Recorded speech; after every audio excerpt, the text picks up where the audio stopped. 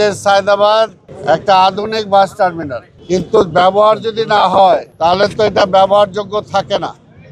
তবে এটা একটা ডাম্পিং স্টেশনে রূপান্তরিত হয়েছিল, এটা বাসগুলোর একটা গ্যারেজে রূপান্তরিত হয়েছিল, কিন্তু মূলত তো সেটা না। মূলত হলে এটা একটা, এইখান থেকে লোকজন আসবে, গাড়িতে উঠবে, তারা যাবে, আবার অন্য জায়গা থেকে আসবে, এইখান থেকে নামবে, এইখান থেকে আবার অন্য গাড়িতে করে তারা তাদের ডেস্টিনেশনে যাবে, বা তারা নিজেদের গাড়ি করে আসবে, সেই গাড়িতে আবার ফেরত যাবে। যেমনি করে কমলাপুর স্টেশনে ট্রেন থামে, ট্রেন থামার পরে যাত্রীরা নিজস্ব পরিবহন করে গাড়িতে চলে যায়, ঠিক এইখানেও তেমনি। এটা হলে এইখানে যাত্রীরা আসবে, বাস এইখানে থামবে, এইখান থেকে যাত্রীরা উঠে তাদের যাত্রাপথে, যেটা সিলেট যেতে চায়, যেটা চিটাগাং যেতে চায়, যেটা দক্ষিণবঙ্গে যেতে চায়, তারা সেদিকে যাবে। আবার ওইখান থেকে যারা আসবে, এইখানে আসার পরে হয় তাদের প্রাইভেট বাহন থাকবে, আর না হয় বাসে করে, আবার তাদের বা রিক্সায় করে তাদের নিজস্ব এলাকায় তারা যাবে।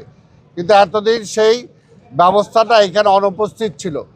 আমরা এটাকে পরিষ্কার করেছি, আরও পরিষ্কার হবে।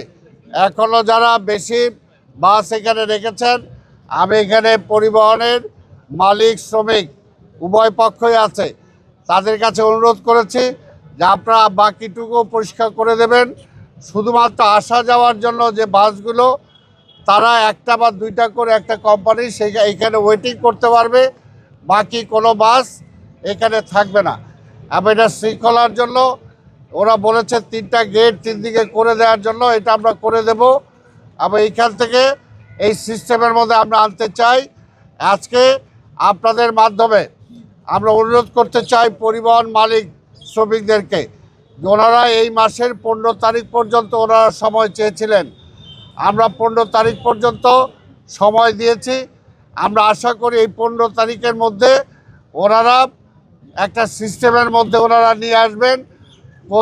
যেখানে সেখানে বাস থামানো যাবে না, যেখানে সেখান থেকে যাত্রী উঠানামা করা যাবে না। যাত্রী উঠানামা করার জন্য যাত্রীদের আজকে যে টার্মিনাল আছে, যারা ঢাকার বাইরে যাবেন, তারা টার্মিনাল থেকেই তাদেরকে উঠতে হবে। তো সেই কারণে আমরা আশা করব মালিকরা, শ্রমিকরা সেইভাবে সেই ব্যবস্থাপনায় ফিরে আসবেন, কারণ এটা শৃঙ্খলা ছাড়া কোনোভাবেই ভালো কিছু করা সম্ভব না। কাজে পরিবহনেও আমরা একটা শৃঙ্খলা ফিরে আনতে চাই। মালিক শ্রমিক উভয় পক্ষই আমাদের সাথে কথা বলেছেন, কথা বলে ওনারা রাজি হয়েছেন যে একটা শৃঙ্খলার মধ্যে নিয়ে আসবে। এবং এইখানকার যে সুযোগ সুবিধা আমি বলেছি, অনেক কিছু বাড়ানো হয়েছে, যদি আরও কিছু বাড়াতে হয় সেগুলো আমরা বাড়াবো। এসি বাসের জন্য আমরা বলেছি আলাদা একটা, আমার হাতের বাঁ পাশে যে জায়গা, এইখানে এসি বাসের জন্য আমরা জায়গা করে দেব। তোমরা তাদের সাথে আলাপ করে এখানে যাতে ওনারা চলে আসে, সেই ব্যবস্থাটা আমাদের করতে হবে। তা আমি সবার কাছে অনুরোধ করব যে আসুন, একটা সুশৃঙ্খল মহানগরী আমরা গড়ে তুলি, একটা পরিবেশ বান্ধব মহানগরী আমরা গড়ে তুলি। কোনোভাবে যদি শৃঙ্খলা না আসে, তাহলে পরিবেশ আমরা ঠিক করতে পারবো না। একটা সুন্দর, একটা ক্লিন সিটি, যেটা মাননীয় প্রধানমন্ত্রী চান, একটা ক্লিন সিটি, একটা গ্রিন সিটি, সেটা কিন্তু আমরা রূপান্তরিত করতে পারবো না।